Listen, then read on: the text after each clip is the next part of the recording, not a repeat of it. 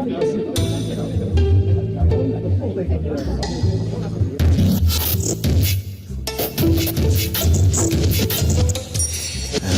voilà, on y va. Le mot de République, Patrick Savidan, grossièrement résumé, si on s'en tient à une alternative, désigne d'abord une structure, qu'on peut appeler peut-être la structure d'un gouvernement légitime. Un gouvernement, une organisation de la communauté politique qui repose sur la souveraineté de la loi, l'égalité de tous devant la loi, de sorte que, de ce point de vue, nous sommes tous républicains.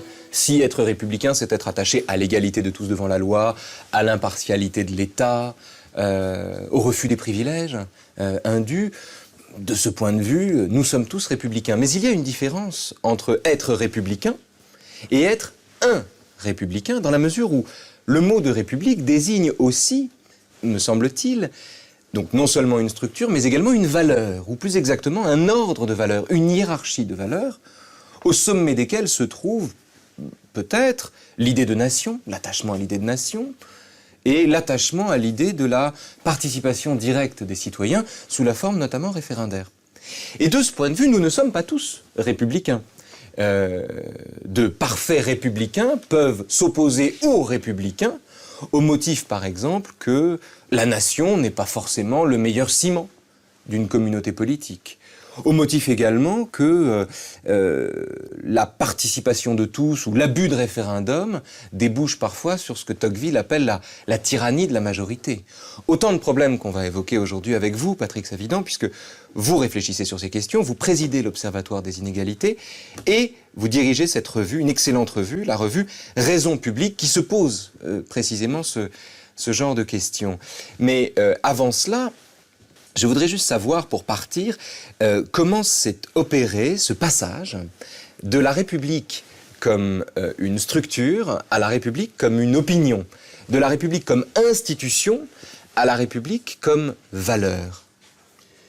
Mon sentiment, c'est qu'elle était d'emblée doctrine. Elle était d'emblée doctrine, simplement, ce qui s'est produit, c'est qu'à un moment est intervenue la conscience de la République comme doctrine. Et c'est donc à la faveur de certains types de débats que d'un seul coup, la République a pu apparaître comme quelque chose qui valait d'être défendu face à des forces de déstabilisation de ce qu'elle pouvait représenter de manière forte. Mais ce qui est intéressant de ce point de vue-là, c'est de constater que la question que vous posez obtient des réponses très très différentes suivant que l'on se situe en France ou à l'étranger. À l'étranger, les personnes... Parce qu'il y a une pluralité de républiques possibles. Bien sûr. On parle même de république islamique. Tout à fait. Et ce qui est intéressant de constater, c'est que si on prend par exemple des chercheurs qui travaillent sur ces questions à l'étranger, ils vont avoir une conception beaucoup plus minimaliste de la République, au sens où elle indiquera ou elle traduira simplement un certain type de rapport à la loi, ce sur quoi vous avez insisté. Et lorsqu'on l'interprète en France, on constate qu'effectivement, c'est quelque chose qui charrie tout un ensemble de valeurs qui sont structurées de manière plus ou moins homogène, d'ailleurs, suivant les manières de le penser, et induisant du coup ces tensions avec certaines tendances sociales qui peuvent être contradictoires avec la manière dont ces valeurs se sont structurées.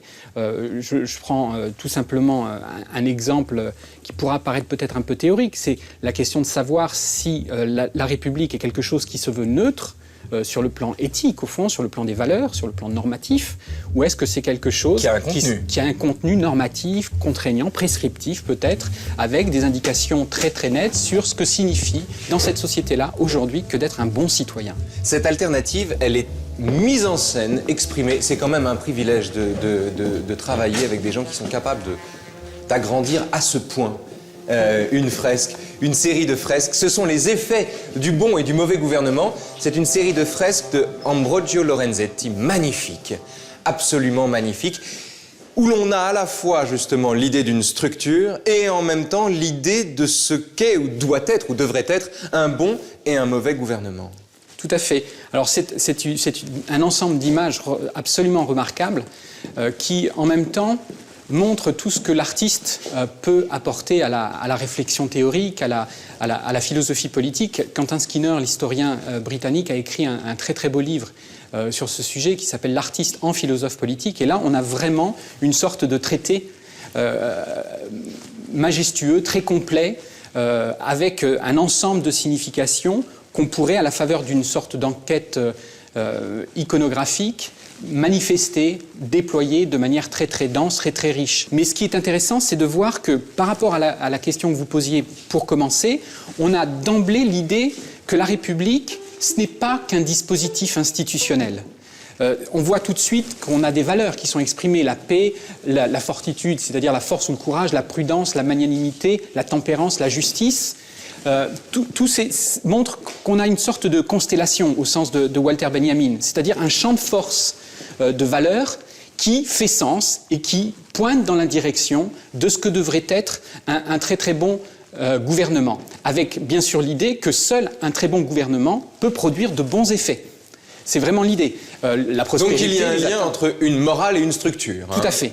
Et que la morale, et c'est peut-être la vérité de Tocqueville aussi de l'avoir révélé, la morale va animer la structure. Et la structure, sans cette morale, d'une certaine manière, va être quelque chose de vide, quelque chose de sclérosé, quelque chose qui devra passer en force et sans doute poser énormément de problèmes. Alors cette fresque, elle se lit de cette manière, en fait, de la gauche vers la droite. Et qu'est-ce qu'on remarque de manière très très intéressante? C'est qu'en face, on a une représentation de la sagesse qui va informer, en fait, l'idéal de la justice. Donc on a déjà, par rapport à certains débats contemporains dans le domaine des théories républicaines, l'idée assez forte que la justice, ce n'est pas quelque chose qui s'oppose à une certaine vision du bien.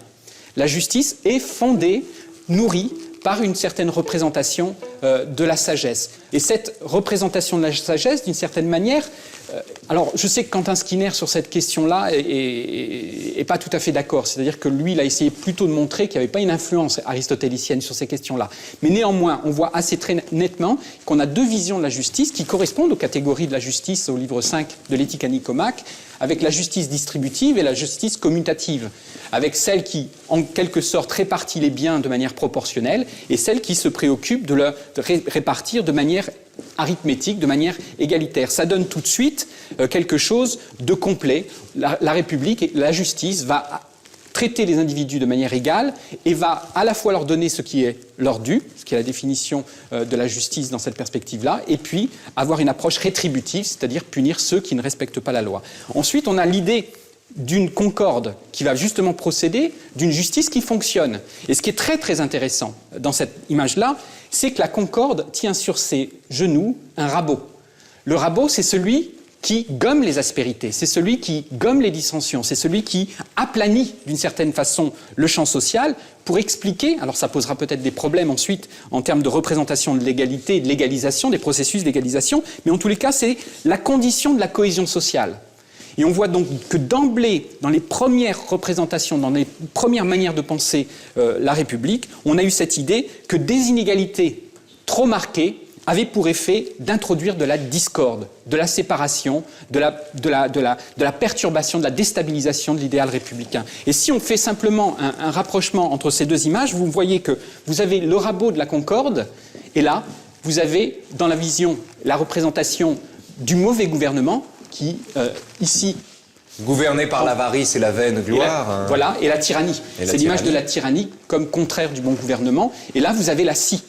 La scie, c'est celle qui met des segments, qui sépare, qui divise la société, par opposition à la concorde, qui égalise de manière relative, il faudra éventuellement revenir sur ces questions-là, la scie qui va pouvoir créer un effet de discorde. Et ce qui est intéressant, c'est que vous avez une corde qui passe de la sagesse à la justice, passe par la concorde, et que vous trouvez ensuite des citoyens, qui sont au nombre de 24, qui représentent l'ancien gouvernement de Sienne, qui tiennent la corde. Et la corde, c'est la loi, d'une certaine manière. Ils tiennent la corde. Et on peut les opposer, de manière très très intéressante, à ceux qui n'ont pas respecté la loi. Ils ne tiennent pas la corde, ils sont tenus par la corde. Venez avec moi, parce qu'on va avoir une illustration très concrète de ce dont on a ici l'allégorie.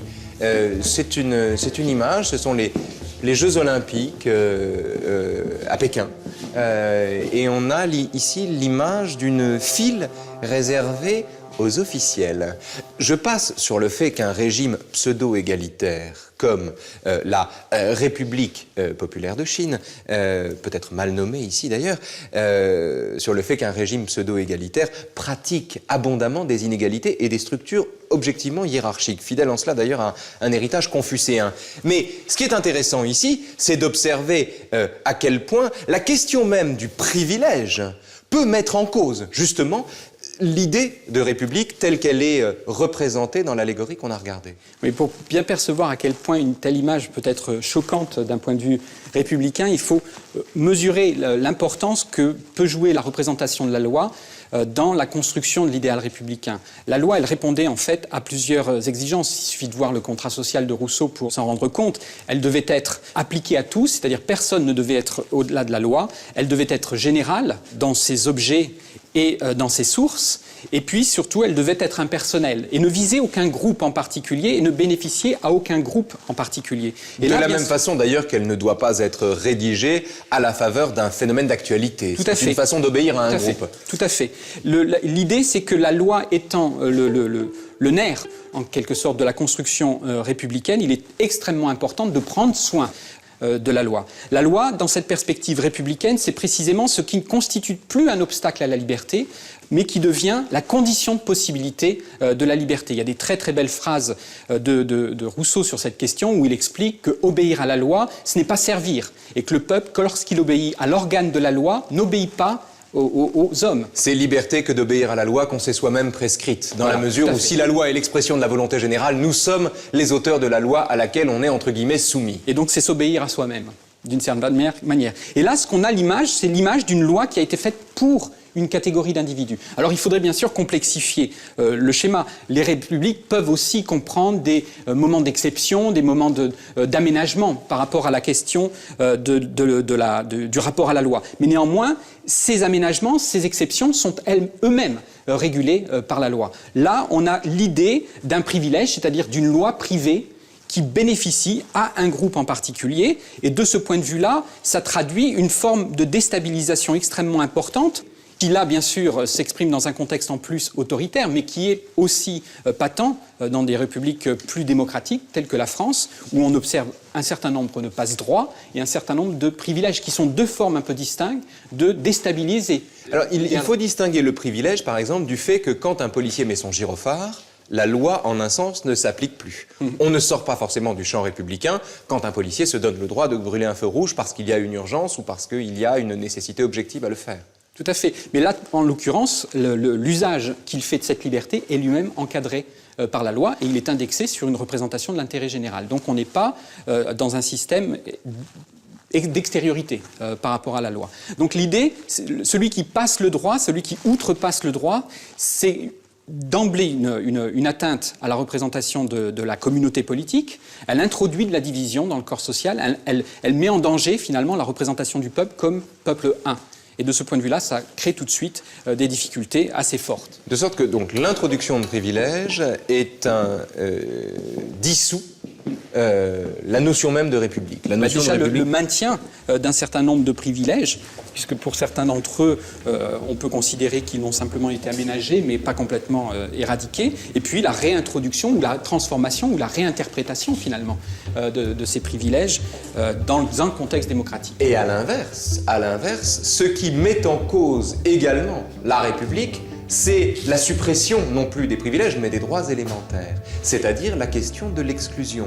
On joue toujours avec la République, avec l'idée de République, entre un effet de structure et des valeurs. Et on voit à quel point les deux sont en un sens indissociables. C'est une photo magnifique, une photo de structure et des valeurs. Et on voit à quel point les deux sont en un sens indissociables. C'est une photo magnifique, une photo de Dorothy Shoes, s'appelle No Way, photo sublime, où l'on a ici d'ailleurs comme une allégorie, une métaphore de l'ascenseur social ou de l'échelle sociale, qui aurait le graffiti d'une échelle sociale qui aurait laissé de côté l'individu qui, abattu, se trouve assis, désemparé devant une grille qui lui reste obstinément fermée. Oui, c'est une jeune photographe extrêmement douée qui a produit donc cette image et qui peut donner lieu à multiples interprétations. Il n'est pas évident que celle que je privilégie, qui correspond à la vôtre, soit celle qu'elle avait en tête. On pourrait aussi y voir le songe de Jacob, avec des anges qui montent et une image l'échelle de Jacob, oui, bien sûr. Qui monte au-delà de Dieu, qui regarde les hommes avec bienveillance et qui va les protéger. Mais ma lecture correspond effectivement plutôt à celle-ci, c'est-à-dire une sorte d'image d'ascension désertée, impossible. En même temps, on ne monte pas une échelle qui serait un graffiti. Il y a une image de l'illusion en même temps, de cette aspiration que devrait traduire l'idéal républicain qui consistait à dire que la répartition des titres, la répartition des avantages dans une société doit se faire en fonction du mérite et non pas en fonction de la naissance. Puisque la naissance était un mode aussi très, très rationnel, pour une époque qui n'est plus la nôtre, de répartition des titres et des avantages. On en vient ici quasiment à l'origine même de la République, de la chose publique, il faut quand même dire son étymologie, de la République, la res publica, qui est la lutte contre les gouvernements dynastiques. Tout à fait. C'est-à-dire l'introduction d'un gouvernement légitime, populaire, ou plus exactement dicté par le peuple, où le peuple est souverain. Avec la possibilité, en même temps, de correspondre aux nouvelles données sociales d'une modernité qui est en train de se construire, où les rapports sociaux deviennent beaucoup plus fluides et où les individus aspirent de manière très très légitime à pouvoir construire leur propre destin de manière beaucoup plus individuelle, de manière beaucoup plus volontaire, beaucoup plus délibérée. Et là, précisément, ce qu'on aurait l'occasion d'observer, c'est un immense raté. C'est-à-dire le fait qu'un individu se découvre abattu précisément parce qu'il se trouve dans l'impossibilité de saisir cette promesse de liberté et d'égalité que la République a pu lui faire en lui indiquant que les moyens qui seraient au service de cette liberté et de cette égalité, ce serait la fraternité. Donc pour moi, cette image-là, d'une certaine manière, traduit d'une part les impasses d'une certaine manière de pratiquer l'égalité des chances. Je pense qu'on peut conserver, qu'on doit conserver l'égalité des chances, mais que néanmoins, les circonstances dans lesquelles on les pratique aujourd'hui ne sont plus favorables. Et puis en même temps, il y a l'idée que cet individu subit une sorte de double peine. C'est-à-dire que non seulement il ne réussit pas dans le système d'égalité des chances qui correspond à une sorte de paradigme de justice concurrentielle, chacun contre soi, c'est contre C'est intéressant cette idée de justice concurrentielle, puisque ce que vous appelez l'égalité des chances, ça n'est pas l'égalité arithmétique tout court. Non. C'est le fait de se donner la même ligne de départ. La même ligne de départ. Ce qui est donc la condition de possibilité de la concurrence. La concurrence. Avec l'idée que l'État, dans une telle conception... Il n'y aurait pas de concurrence si on ne partait pas du même point, pardon. Tout à fait. Juste pour rappeler ça. Avec simplement peut-être une conception de l'État dont la fonction serait de déblayer les obstacles arbitraires devant les individus, les discriminations, de quelque nature que ce soit, et puis de mettre à disposition des individus les moyens qui vont leur permettre de rentrer à armes égales dans la compétition. Mais double peine parce qu'en même temps, au sortir de cette dynamique-là, l'individu est en même temps coupable de ne pas avoir réussi. Et en ce sens, on pourrait peut-être dire avec Nietzsche que la doctrine de l'égalité des chances, lorsqu'elle dysfonctionne comme elle dysfonctionne, relèverait bien d'une métaphysique du bourreau. Une métaphysique du bourreau. Ou tout simplement, il est coupable de ne pas avoir réussi. D'accord. On retrouve ici des textes de Nietzsche, c'est aussi contre la démocratie. Alors, en fait, c'était plus par rapport au christianisme, lui, qu'il parlait. Quand il analyse les conditions du libre arbitre, il explique que la responsabilisation des individus passe aussi par la volonté de vouloir les condamner. On a deux éléments, donc deux ferments, deux dissolvants de la République, deux façons de dissoudre la République, le privilège, l'exclusion, les inégalités. Troisième peut-être élément, c'est le communautarisme. On a voulu prendre pour exemple ici des femmes en niqab. Je précise ici qu'il ne s'agit pas de burqa, mais de niqab, la burqa étant une cage qui recouvre jusqu'aux yeux. Nous avons ici une petite ouverture, une meurtrière qui permet aux yeux d'apparaître, aux yeux eux-mêmes d'être vus. Ce qui est intéressant ici, deux choses. D'abord, on va parler de la question du communautarisme en République, c'est-à-dire de la valorisation de l'appartenance à une communauté comme telle, quelle que soit naturellement cette communauté. La deuxième chose, c'est la place qu'occupe la société marchande à l'intérieur même de cela, puisqu'on a ici une femme qui a un téléphone portable et un sac Gap, pour ne pas citer la marque, en bandoulière. Oui, c'est une image qui est vraiment saisissante. On est à Munich, là. À la fois parce que, par l'effet de cadrage, on a le sentiment qu'il y a une sorte de vide qui se crée et d'une interrogation, une perplexité, peut-être même une forme d'effroi.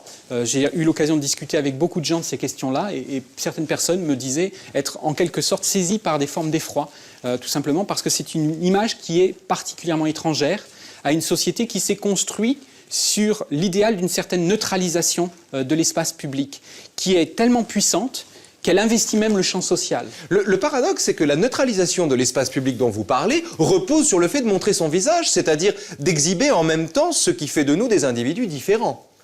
Alors ça se prête à interprétation. C'est-à-dire qu'a priori, on pourrait considérer que dans l'espace public, chacun a le droit de s'habiller, de se mouvoir de la manière qui lui importe et qui lui agrée, dans la mesure où il ne représente pas une menace pour la sécurité ou un danger pour l'ordre public ou quelque chose de cet ordre-là. Mais là, ce qu'on a, c'est donc cette image où on sent tout de suite une très très forte incarnation de l'altérité par rapport à une société comme la nôtre et construite sur des principes républicains où la laïcité joue un rôle essentiel. Et puis, en même temps, on a l'image d'un groupe de personnes qui est parfaitement intégré. Donc c'est une manière d'être à la fois dehors tout en étant dedans, ce qui est d'ailleurs la caractérisation sans doute la plus juste de l'altérité. L'altérité, c'est jamais l'altérité radicale. On la perçoit comme autre, et autre, c'est aussi un statut social. C'est une manière d'être dans la société. Ça, c'est Foucault qui le dit. Oui. Alors l'idée en même temps, c'est que ces individus qui sont à la fois dehors et dedans subissent des formes de stigmatisation qui sont très très importantes, et la question c'est de savoir s'il y a une légitimité finalement à la fois à leur comportement et aux attitudes qu'on peut adopter. C'est-à-dire la question du lien ou du lien de cause à effet qu'il y aurait entre l'exclusion d'une communauté et la constitution de cette communauté. Qu'est-ce qui est premier, de l'œuf ou de la poule? Est-ce qu'une communauté se constitue elle-même à l'exclusion d'un ensemble plus vaste, ou est-ce que cet ensemble plus vaste, excluant certains membres d'une communauté, favorise le développement du communautarisme? Alors, moi, je poserais le problème un petit peu différemment. C'est que la République s'est construite sur un programme d'universalisation qui est extrêmement ambitieux, extrêmement puissant, qui consiste à dire que précisément être citoyen, ça suppose d'exercer une forme de liberté, une forme d'égalité qui se construit par abstraction des différences. Or là, par rapport à un complexe social, culturel déterminé, là, on a un affichage extrêmement marqué d'une différence à laquelle on peut rattacher des événements, etc. Donc, d'une certaine manière, c'est une perturbation dans ce que Pierre Rosanvallon appelait la généralité utopique, d'une certaine manière, qui était de produire l'homogénéité par le recul des différences. Donc on a une inversion par rapport au système ancien, où la différence était le principe de la structuration du social, un vecteur d'intégration sociale, et où la différence dans le système moderne, dans le régime de la modernité, devient accessoire par rapport à ce qui est le plus important, c'est-à-dire le fait qu'on soit des semblables. Donc on a une sorte de chassé-croisé, et l'enjeu finalement qui se trouve aujourd'hui formulé, c'est la question de savoir si on peut réinjecter une dose de différence dans la République, pas pour aller contre l'égalité, mais pour aller plus loin dans la réalisation de la liberté. Et là, sur ces questions-là, les avis sont très, très partagés. Et en particulier, d'ailleurs, à l'heure où on discute, Patrick Zavidan, puisque à l'heure où nous enregistrons cette émission, l'actuel gouvernement, qui est le gouvernement de François Fillon, entend instaurer une loi qui interdirait le port de la burqa sur le territoire de la République. Ou du niqab. Rappelons ici, voilà, précisément. Or, cette disposition, alors certains diront que le Conseil constitutionnel ne validera jamais cette loi, et ainsi de suite, mais indépendamment de ces débats, il y a ceux qui disent qu'une telle loi aurait pour effet de renforcer les fractures identitaires. Mais peut-être pourrait-on rétorquer à ceux qui s'opposent à une telle loi au motif qu'elle renforcerait les fractures identitaires, l'argumentaire selon lequel c'est vraiment sous-estimer celui à qui on s'adresse, que de considérer que c'est s'en prendre à son identité, en l'occurrence à son identité de musulman, que d'interdire le port d'une cage. Oui, en effet. D'une part, pardon, merci. Allez-y, on va finir sous la pluie. Allez-y. D'accord. Alors, d'une part, ce qu'il faut dire, c'est que ce type de voile n'est pas une propriété de l'islam en général. C'est une branche très particulière de l'islam qui a décidé de réactiver ou d'inventer, d'une certaine manière, cette pratique. Donc ça, c'est le premier point. Maintenant, sur la question de la loi, moi, je remettrai les choses encore un petit peu plus en amont par rapport à la question qu'on abordait tout à l'heure. Ce sera le mot de la fin. Allez-y. Allez-y. C'est la question du soin que l'on prête à la loi. Est-ce qu'on peut faire des lois pour communiquer? Est-ce qu'on peut faire des lois tout en sachant que les conditions d'applicabilité de celles-ci ne seront jamais garanties? Et la difficulté, en outre, c'est de se dire, est-ce qu'on peut faire une loi qui sera inévitablement comprise comme visant un groupe particulier, donc ce qui est aussi une mise en cause de l'affirmation du caractère nécessairement général de la loi, et dans ses sources, donc la question de la souveraineté, et dans ses objets, c'est-à-dire qui elle vise, à qui elle s'adresse. Donc là, pour ma part, j'ai plutôt le sentiment que ce qui serait important d'un point de vue républicain, d'une part, c'est de se dire que la République, c'est un projet inachevé, et donc il est tout à fait naturel de vouloir se donner de nouveaux instruments pour mieux l'inscrire dans le réel, mais qu'en même temps, ça passe pas forcément par une sorte d'inflation législative qui conduirait à faire des lois en fonction de circonstances très particulières. En l'occurrence, on sait qu'en France, selon les chiffres du ministère lui-même, il y aurait 1900 personnes qui seraient susceptibles de porter ce type de voile. On va rester sur ce sentiment et nous, on va continuer à discuter volontiers entre nous. Merci, Patrick. De rien.